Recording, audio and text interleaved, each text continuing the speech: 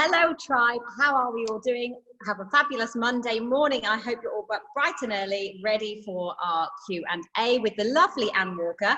For those of you who don't know Anne, she's a multi-award winning entrepreneur who's started several dance businesses and is now a coach and an author.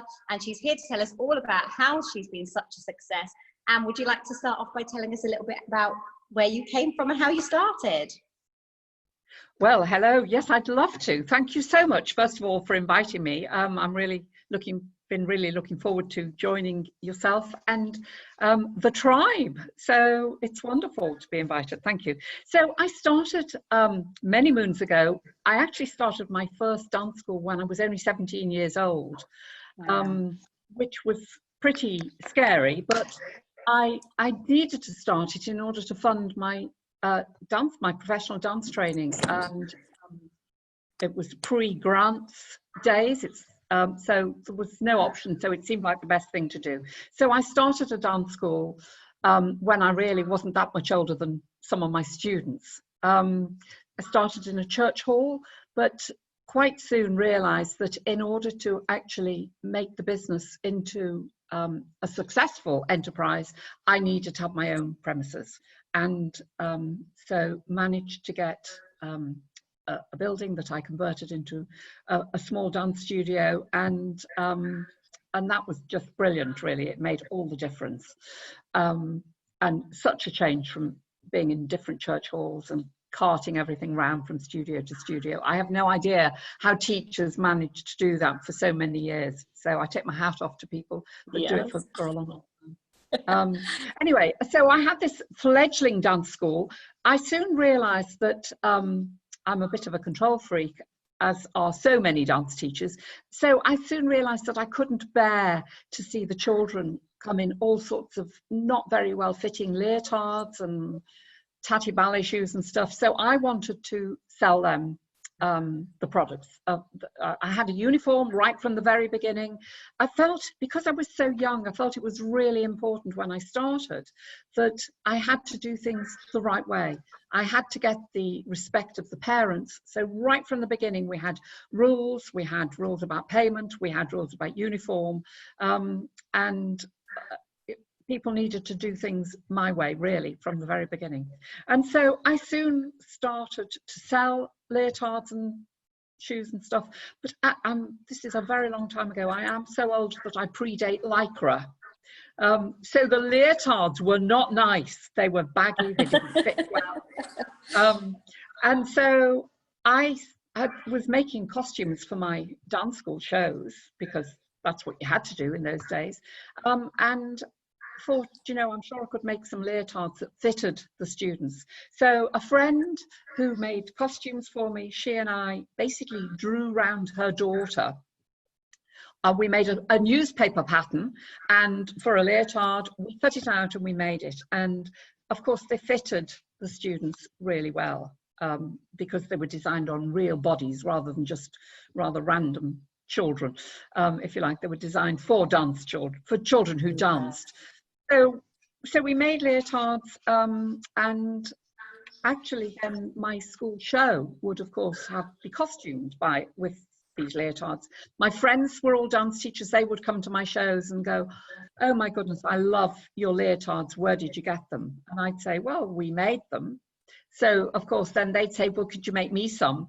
The answer of course was always yes. And so I started to make leotards for my friends, and then realized actually that I'd got this fledgling manufacturing business, which we were making these leotards in my friend's attic bedroom, literally, on a domestic sewing machine, and just, winging it, really. Neither of us had any background in how to make patterns, how to design garments, and especially not stretch ones, because of course they were stretch garments right from the beginning. And quite soon after I started, actually Lycra did come onto the market, and so suddenly we were able to make these wonderful Lycra garments in fabulous bright colors. So it was brilliant. And I soon realized that actually it was the dancewear that was going to make more money than I was ever going to make teaching dancing.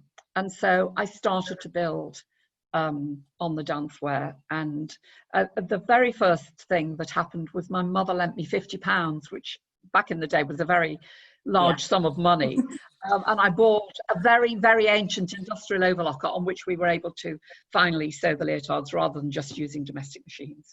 So the £50 really was the beginning of the business that was then called Harlequin Dancewear, but it became the company that is still called International Dance Supplies.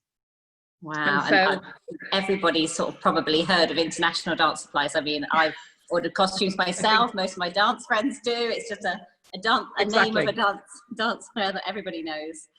Yeah, and of course, we're going back now over 40 years. IDS, I think, is in its 42nd year now. So it's only been really successful because of the support of dance teachers. You're probably second generation dance teacher. Your teacher probably bought from us and now you buy from us. And so it's been the support of teachers for so many years that actually created the great business that is IDS.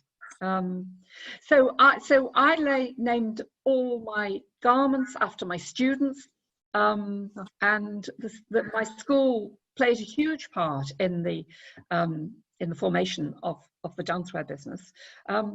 But after a few years, I actually married. I started my school in Liverpool. I married a man eventually who lived in Devon in the south west of England, and so I gave my school to my assistant, who ran it for many years. Well, the school is still in existence, actually, in Liverpool. I moved down to Devon and started another small school and set up, in a small industrial unit, my manufacturing plant with just me and a couple of other people.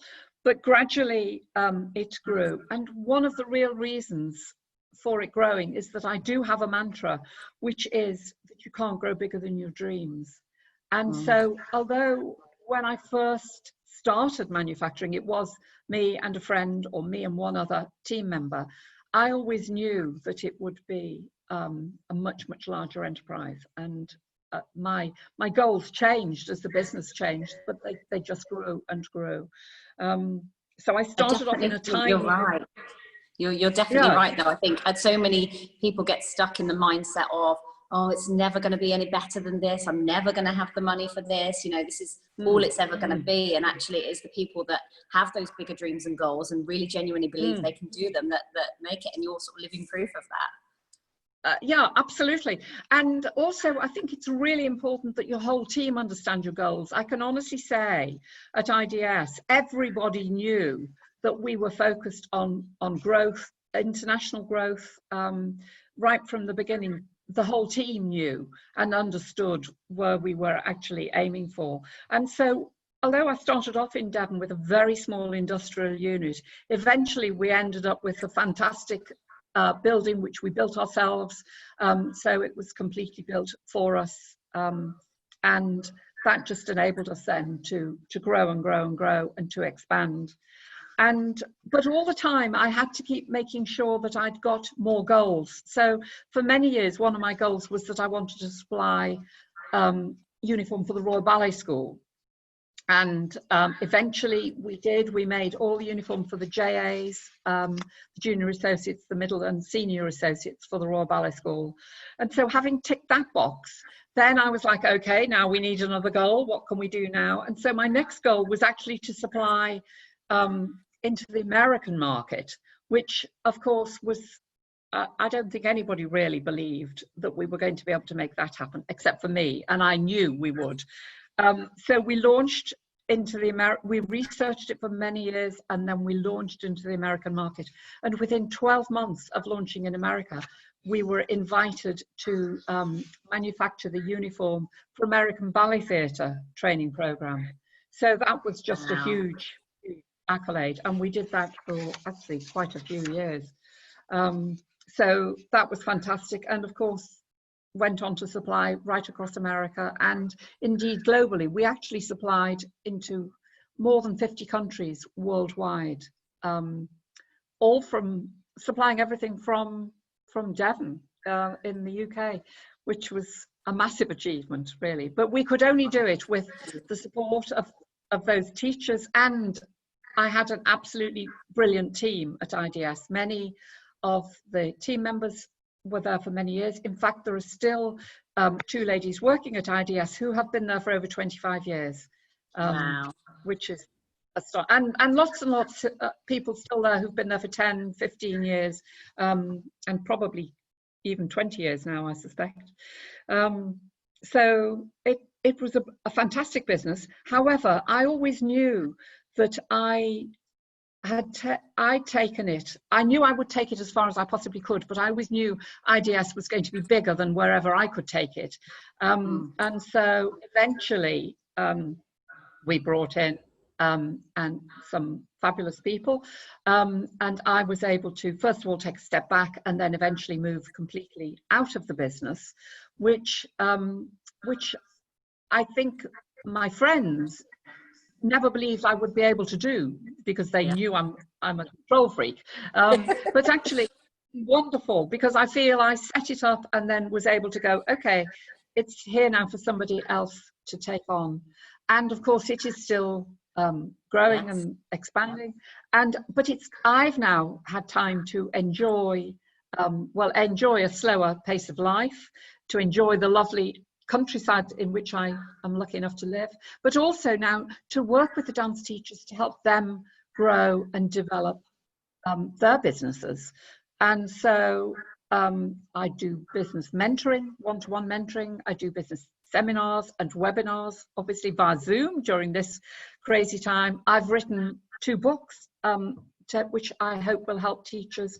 And I also founded some years ago Dance School of the Year Awards, which is specifically to encourage teachers to realise just how much they achieve, because most teachers, they're so focused on the day-to-day, working in the studio, creating their lessons, and over the last few months, of course, doing it all via Zoom, that they never take time to stop and realise just how much they realise what they've achieved, how much they mean to the local community, to their students.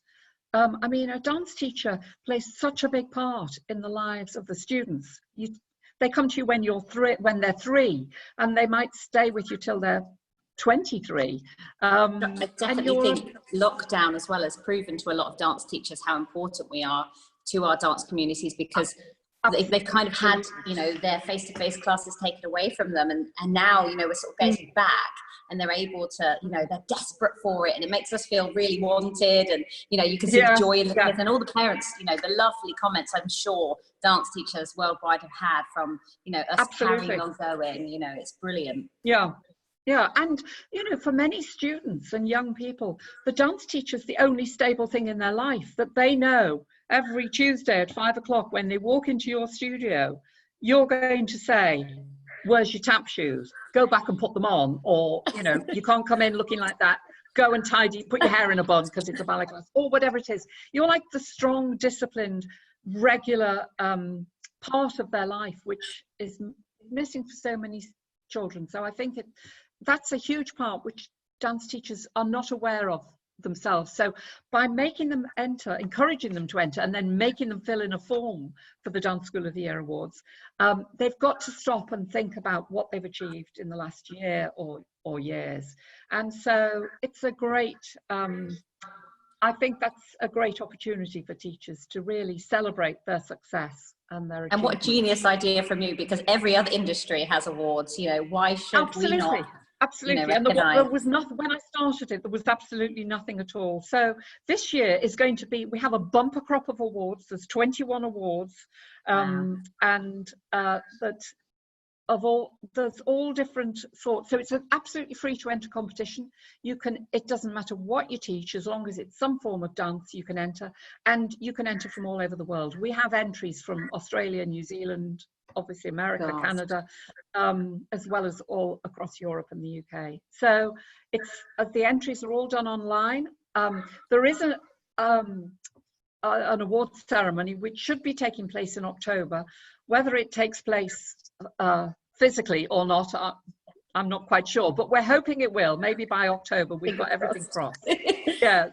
So there's a lot of, really advise anybody to just go and have a look at it. So many people say to me, just by filling in the entry form and submitting the evidence, it just gave me such a boost, because it made me realize what I achieved. That they say it doesn't matter about the outcome. Filling in the entry form has actually given them a lot. But we celebrate anybody. We have shortlisted schools, and we celebrate all the shortlisted people, and then obviously we celebrate all the winners. So there's a website, danceschooloftheyear.com, where everybody can just have a look at that and see. There's also a Facebook page with lots of information on. So please, wherever you are in the world, wherever you teach, whatever you teach, whether you've got a teeny tiny school or hundreds and hundreds of students, please think about entering Dance School of the Year. I think that's what I liked as well when I was sort of looking at the website as well, is you're not just honouring the big schools. There's a category for every size of school, and actually sometimes just because you've got hundreds of pupils does not mean you're making lots of money. It does not mean you've got thousands of students that you're making lots of money. Sometimes small schools can be really good businesses. And actually, I want to challenge everybody in our tribe to enter. There's nobody in the tribe that should not be entering Dance School of the Year, because they're all taking action by being as part of the tribe and watching this to better their dance schools. So yeah, they should 100%. I challenge you all.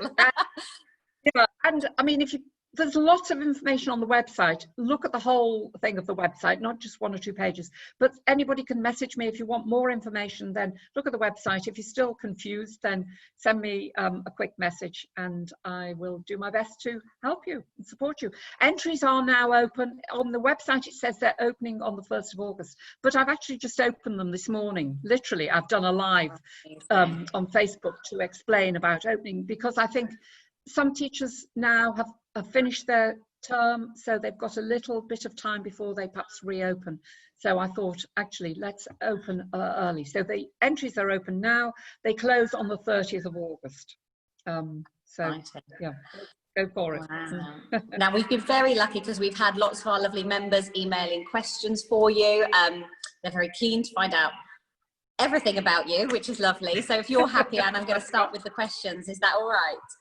Please do. So yes. The first one we've got here is, what do you feel was the turning point that got your first dance school from sort of scraping by to making a profit? Well, I think actually 2 things, really. The first one was actually starting to sell the dancewear, because when I was in church halls, there's a limited amount of time. You can't do extra classes often because you're limited by the venue and when you can actually have the room. So selling the dancewear meant that I had another income stream immediately, and most significantly was getting my own premises. As I said at the beginning, I have no idea how people survive from going from one studio to another. I didn't really believe it would work. I had my studios were very spread out geographically over quite a wide area, and I really wasn't sure what would happen when I moved to the studio. But I got my first studio, and actually everybody came. And then eventually, after a few years, I moved from that studio into another area with a better studio. And I don't think I lost any students when I made the move. Wow. If your school is a good, sound business, and everybody knows what you're offering, and everybody knows all there is to know about how you're running your business, and you're doing it in a professional way, then I believe people will follow you. It's a massive, massive risk to take on a building, because you go from paying for a few hours on a Tuesday and a few hours on a Wednesday and whatever, to suddenly having the financial responsibility 365 days of the year. But it doesn't half focus the mind. It absolutely focuses the mind. Yeah. You've obviously got your own premises, Hale. Yeah, well, we sublet. It's this building is actually an old derelict school, and we sublet a couple of rooms. There's lots of youth groups here, but yes, this is ours.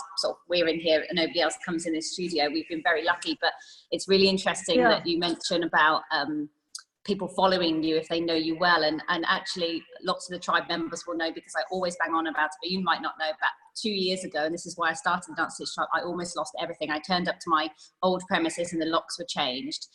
We had a forfeiture notice, and it was at that point that I thought, this isn't a game anymore. I've let everybody get away with not paying me on time. I've gone, oh yes, of course you can have a discount. Of course you can come to this for free, because you just want to give, don't you? As dance teachers, we love it. We want to give. And, you know, that really shocked me. But I'm so lucky because almost all of my students that went through that with me are still with me now. And I think that's because we're like a big family. And it's really, you know, I think you're right. Everybody sort of buys in and trusts you. And they do. What is it they say? Know, like, and trust. I've got to stop you on one thing. I've got to contradict you on one thing, because twice now you've said, I'm so lucky. I'd just like to say, it's not about luck. It's about getting everything right. You know, it's when people have said to me over the years, oh, you're so lucky, you've got this great business. I'm like, do you know what? Isn't it funny? But the harder I work, the luckier I seem to get. Because it's just, it's not about luck. You make your own luck, and you've achieved what you've achieved because you've made it happen. I absolutely believe that. So don't use that phrase. And blessed. Blessed my heart. You know, you've worked very, very hard. That's why. I have. And so, you know, and it's true. You know, you've made it feel like a family. You've made it the place to be. Your USP perhaps makes sure that people actually come to your business. And so if you do move, then people will follow you. If you are doing the right thing in the right way, then people will actually stick with you. I'm absolutely convinced of it. So well done you. I mean, that must have been horrendous. And actually, I think it's an interesting thing. I think the lockdown has had a similar effect. Lots of people who suddenly couldn't use a church hall, who still can't use a church hall, even though the government has said, certainly in England, we can go back to dancing now. For lots of people, they can't go back because their hall or their venue, whatever it is not allowing them to.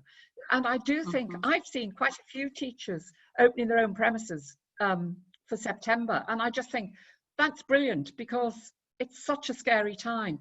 But actually, I think people have realized that in order to make a good sound business, you've got to just be responsible to yourself, and you can't do that when you're in a rented premises. No, it makes it really hard. You know, you've only got so many options of how you can grow, haven't you? It really stunts growth. Absolutely. Yeah. So the next question on our list was, what caused the huge growth of IDS? Well, of course, it didn't happen overnight, that's for sure. It took a very long time. It is, as I say, IDS is in its 42nd year now. But I think really the main thing that has caused it to grow is simply that we had the goals. We had a very strong vision. We had small goals, we had medium term, and we had long term goals. And all the team were on board. Everybody knew that those were our goals. And it was just sheer dedication, determination. The fact that we did build this incredibly expensive building, again, was something that just, like, you know, you've got to make it work.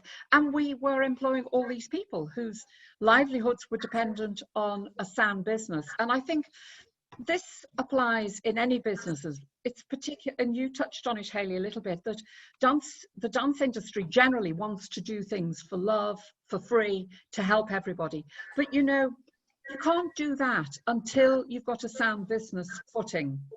You've got to make the business sound and secure, and then you can do the other things. And so I think teachers who are like, oh yes, you can have your classes for half price or free or whatever, they're making a big mistake, because you can do that once you've got it sound. But if you do that from the beginning, then it's going to be a wobbly sort of business, really. And then you can never really give back as much as you can. Whereas I'm able to do all sorts of things now, not least Dance School of the Year, which technically I put humongous amounts of hours into.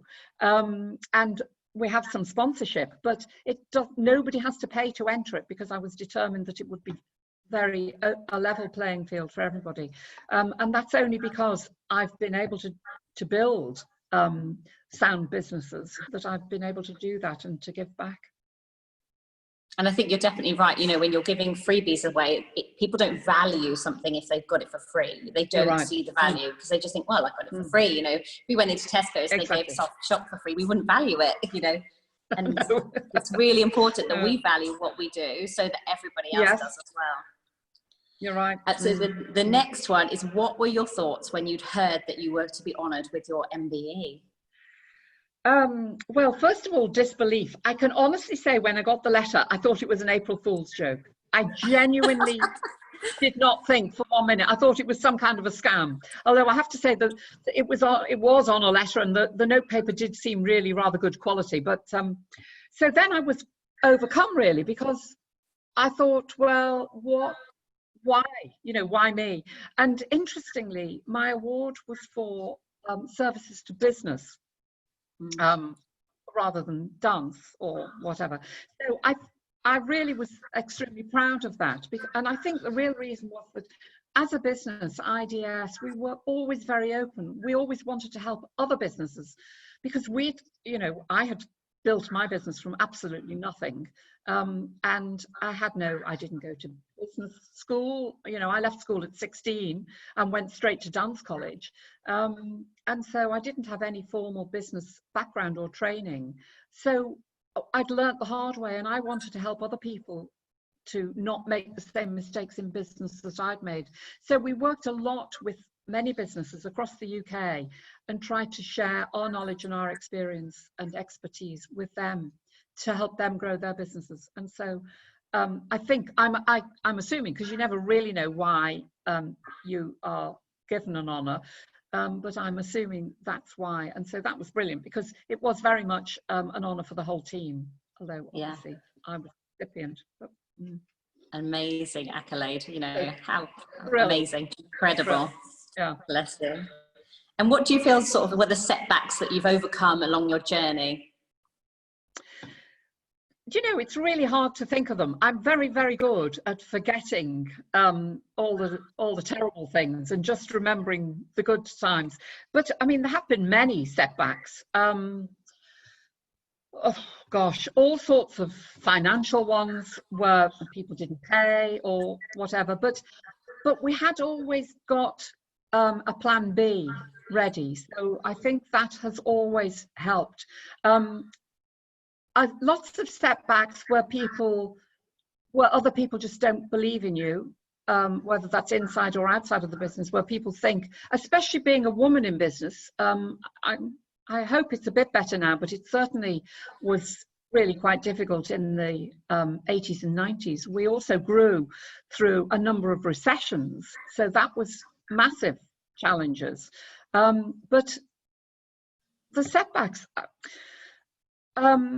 we also had an issue with the building. We outgrew our building in Dawlish, the first industrial unit that I had. We outgrew really quite quickly, and we struggled to find any industrial premises.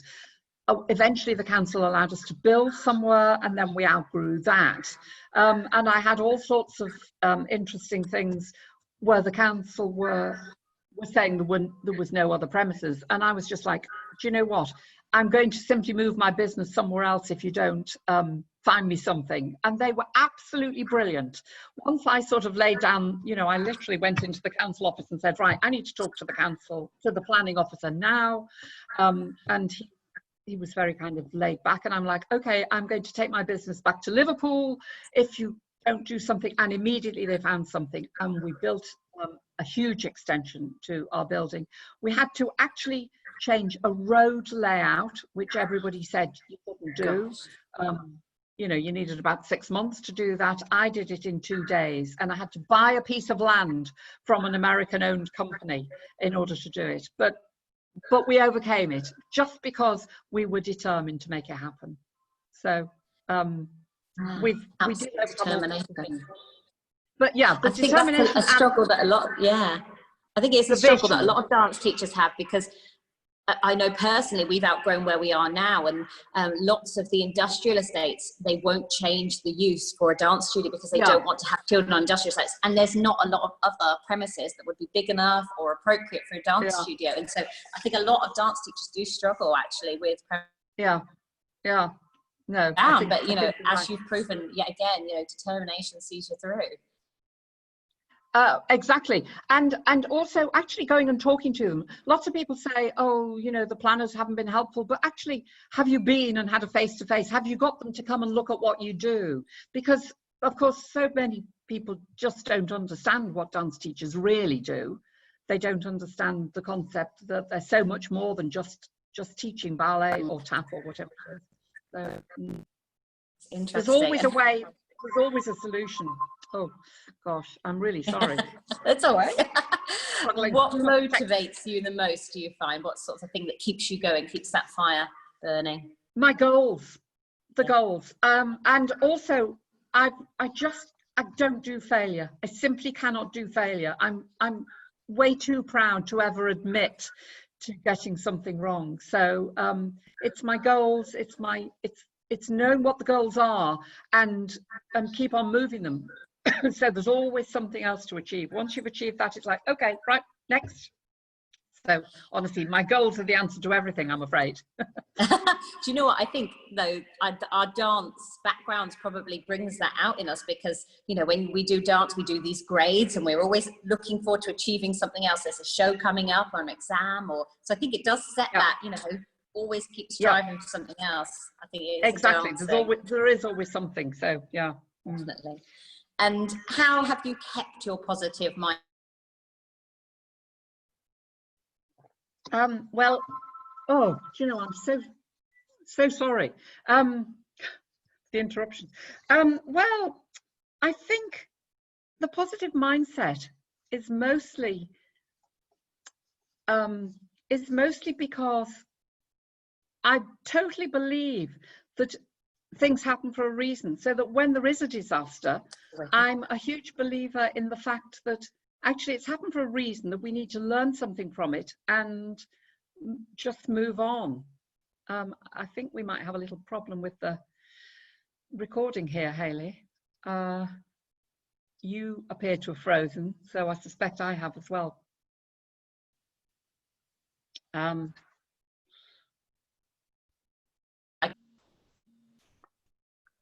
I don't know whether you can hear.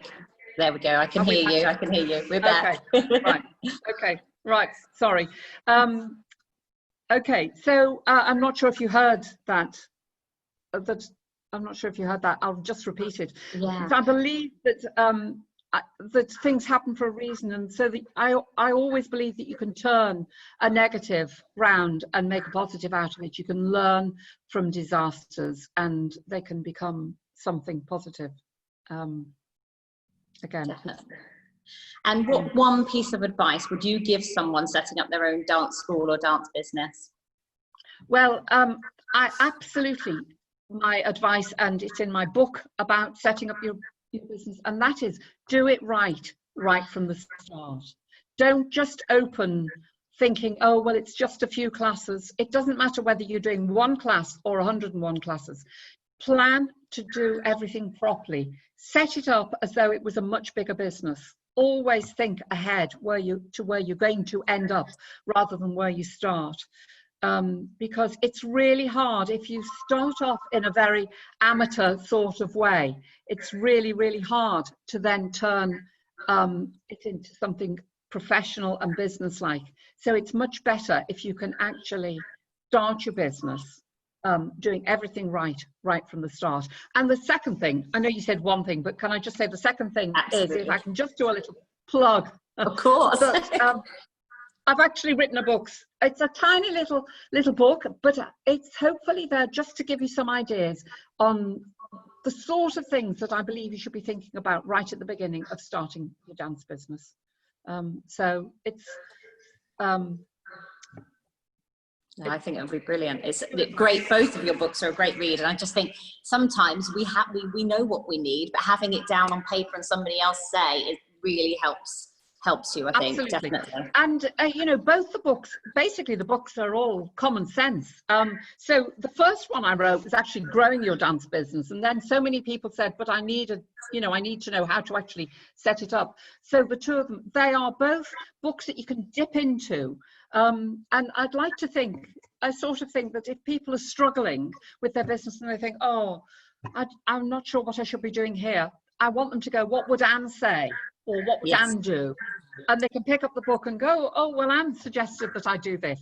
So they're books to dip in and out of and to just keep by you. And no, I think they're brilliant. What a wonderful idea to sort of share with the dance world. What systems and processes do you feel are vital in dance business success?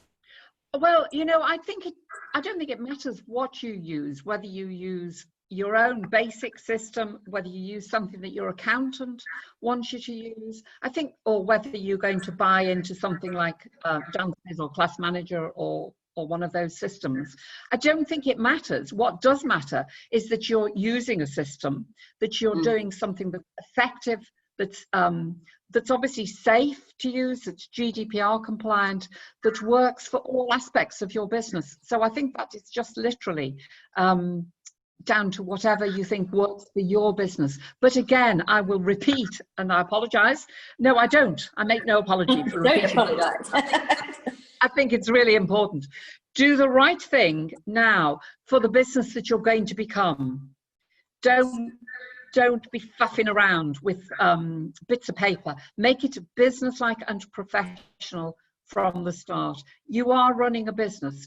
You might talk about your dance school, but you are actually running a business, and you're a professional running a business. So use a system that works for the whole business for the future.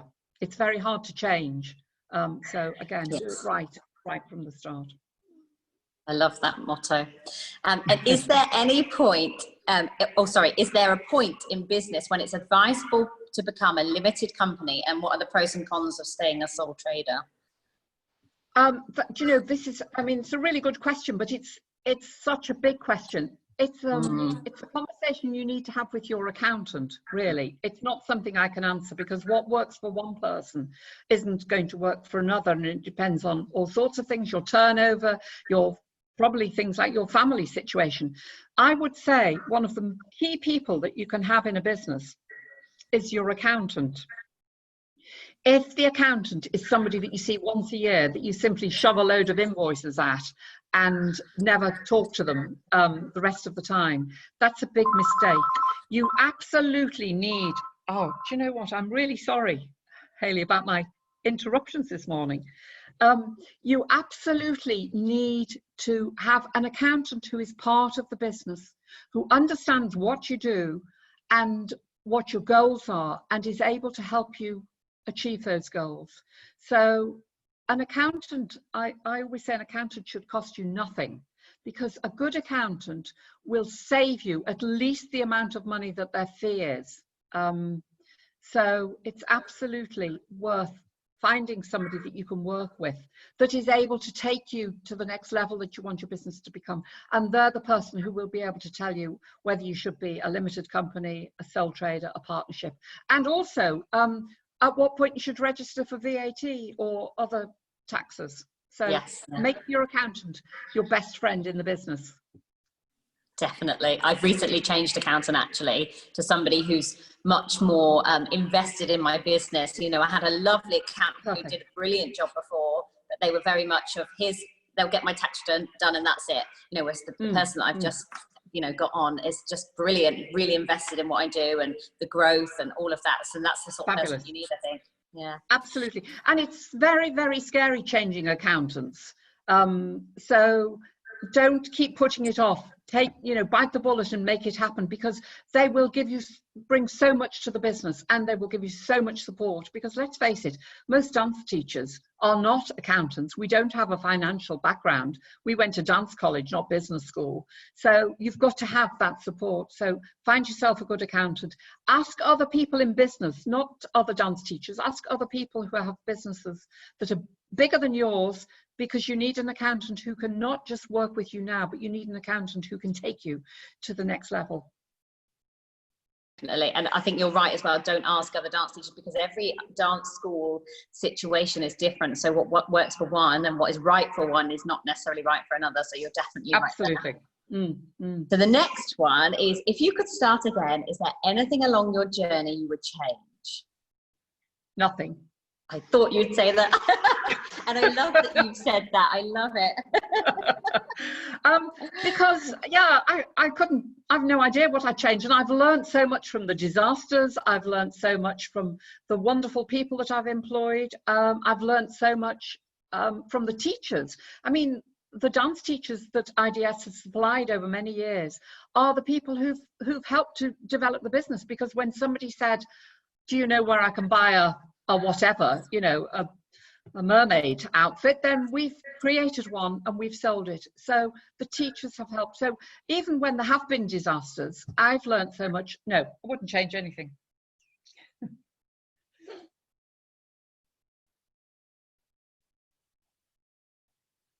I think we might have frozen a little bit. I'm hoping you can still hear me, but I've lost you now.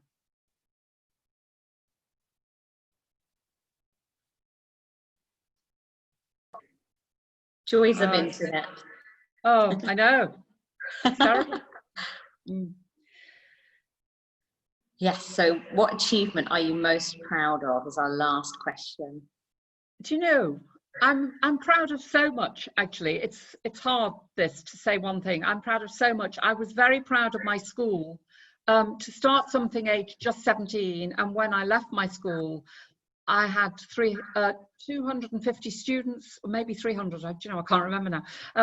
And it's a great business. I had some fabulous students, and then, of course, IDS. But I think if I have to choose one thing that I'm most proud of, it's the fact that I've been able to leave the businesses, because I think it's brilliant to have something that's strong and stable enough for the owner, for the founder, if you like, to move out of, and the business can still grow and continue. So I think I'm really proud of that, my legacy, if you like, of the businesses. Yeah. And what a legacy you've left everybody. And I thank you so much, because you've given us so much value today, some really interesting points. And I'm sure everybody will have really enjoyed listening to how you started and all your opinions. And thank you so much for answering our questions, because it's people like you that inspire the smaller dance business owners to strive for more. So we're really grateful, Anne. Oh, well, just remember, you can't grow bigger than your dreams. And I would just love to finish on two things. One, I look forward to reading your stories now when everybody sends in their entries for Dance School of the Year. So I'll see your stories. But the other thing is, this is my lovely, lovely quote. It's in the back of the books. Incidentally, the books are available on Amazon. They're also, if you get them on my website, then there's a special offer. You can buy both of them on a special deal. So that's there on AnneWalker.com. So, but the one quote I'd like to leave you with, which is in the back of the book, both books, and I use it at the end of my seminars, and I quote it with the permission of Anthony Drew, who wrote the lyrics for Mary Poppins, because it's from Mary Poppins, and it's this: if you reach for the stars, all you get are the stars, but we found a whole new spin. If you reach for the heavens, you get the stars thrown in. So I implore dance teachers everywhere to just go out, reach for the heavens, and build your empire, because you can do it. If I can, anybody can. Oh, that's so lovely. Thank you so much, Anne. You've been fantastic. And I'm sure everybody has really enjoyed this. Thank you so much. Thank you. Bye for now.